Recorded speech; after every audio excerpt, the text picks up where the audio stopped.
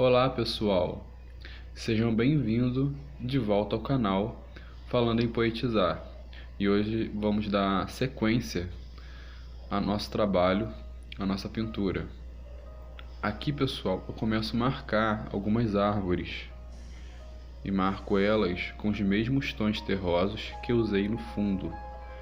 Lembrando que o lado esquerdo do vídeo eu estou trabalhando com tons mais frios, mais quentes, e o lado direito do vídeo eu estou trabalhando com tons mais frios, né? Tanto nos tons terrosos como nos verdes e assim por diante. Eu marco essas árvores com o pincel número 0, que é o mesmo pincel que serve para fazer detalhes e assinar a obra. É bom se atentar ao tamanho das árvores para que ela entre em concordância com o plano de perspectiva.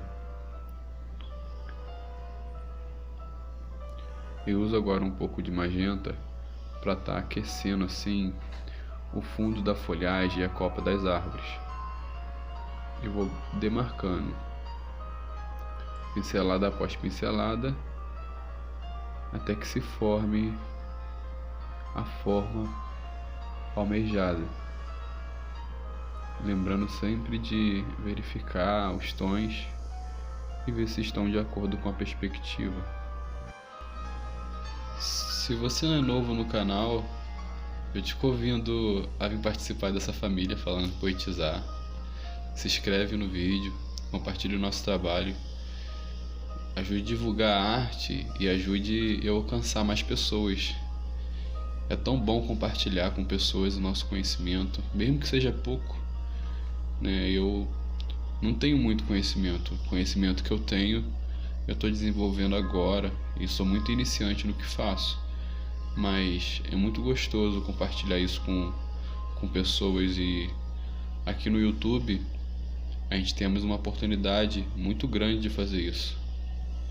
Aqui pessoal, como vocês perceberam, eu acrescentei um pouco mais de azul nessa mistura aqui, porque eu estou preparando um fundo e eu quero sombras mais frias, então eu preciso acrescentar tons frios.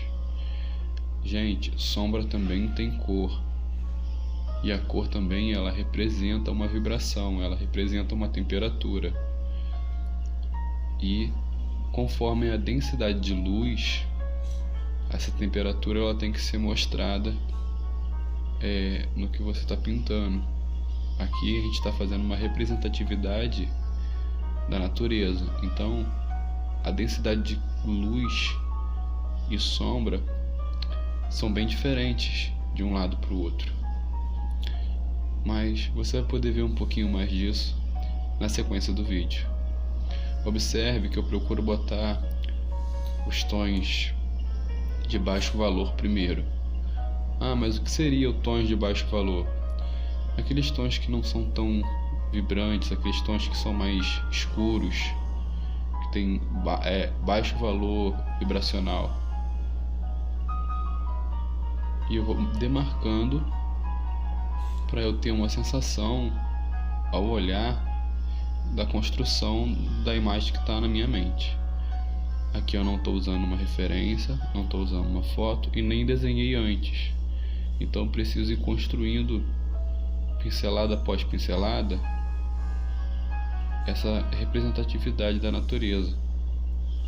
Por isso que é importante um pouquinho de paciência, né, na hora de se trabalhar com esse tipo de pintura, e se deixar levar pelo que está na sua mente, pelo que está na sua alma, tentar transpor isso.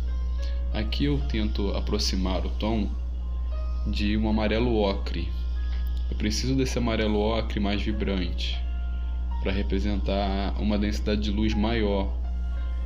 Então eu vou tentando trabalhar com ele, acrescento um pouco de branco para diminuir essa vibração, e depois eu acrescento um pouco de amarelo e assim por diante, como vocês podem ver no vídeo.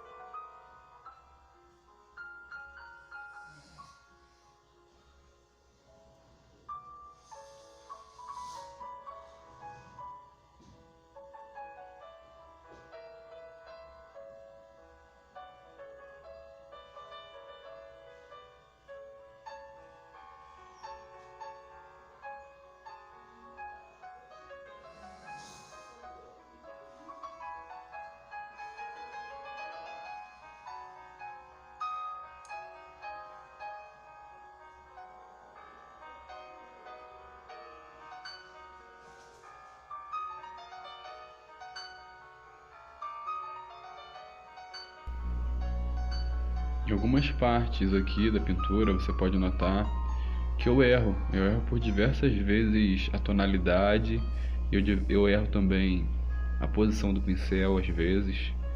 Mas se permita errar na hora que você estiver fazendo alguma coisa, porque o erro, né, na sua construção de conhecimento e na sua expansão consciencial, ele vai ser muito fundamental, pois são os nossos erros que permitem o aprimoramento.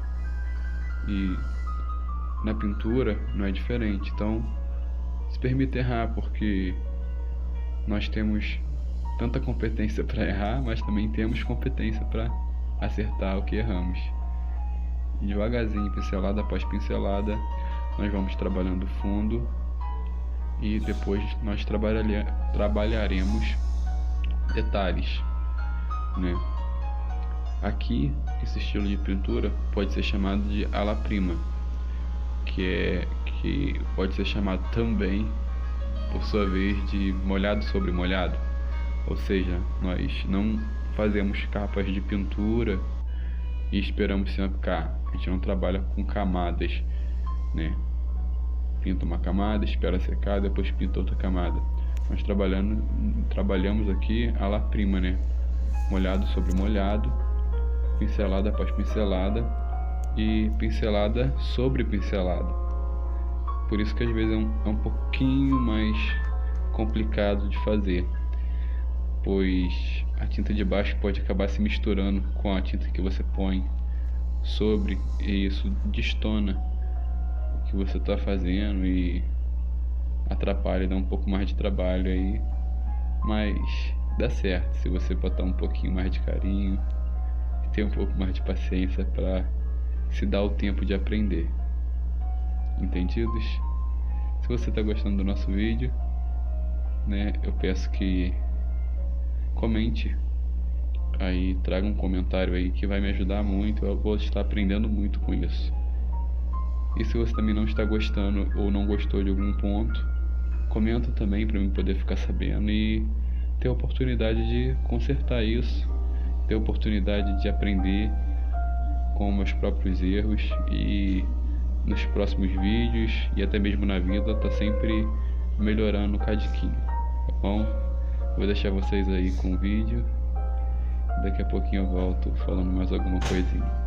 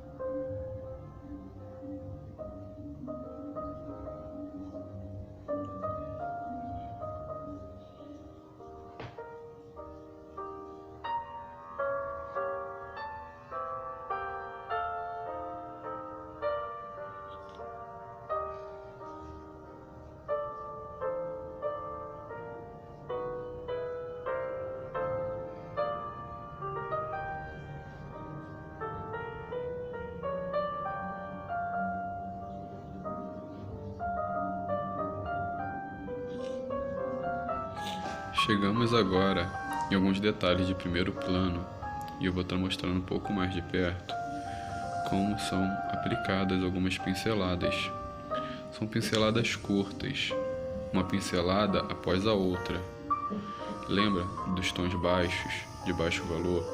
Então eu aplico um pouco desse tom e depois, assim por diante, eu vou degradando esse tom com tons terrosos e um pouco de branco e vou equilibrando, tentando equilibrar essa temperatura. Pinceladas curtas, uma após a outra. Eu vou depositando a tinta sobre nossa área de contato. Aqui, pessoal, eu estou preparando, né, a sensação que nós vamos ter de profundidade.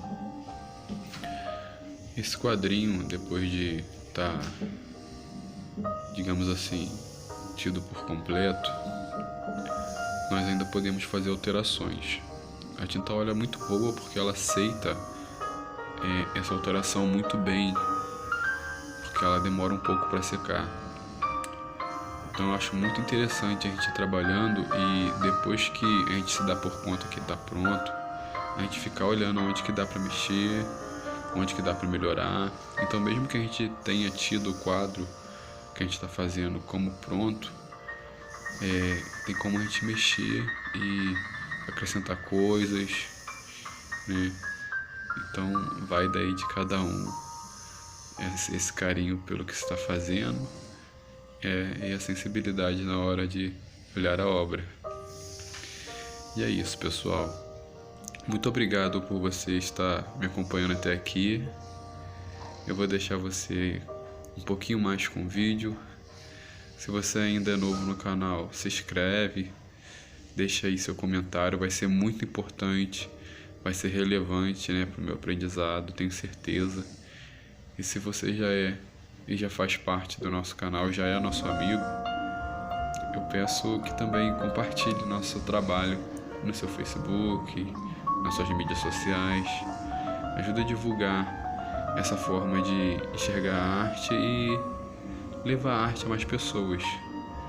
Então, deixo um abraço forte e meus agradecimentos e continue aí com a conclusão dessa pintura, né, com a conclusão dessa obra. Muito obrigado e até breve.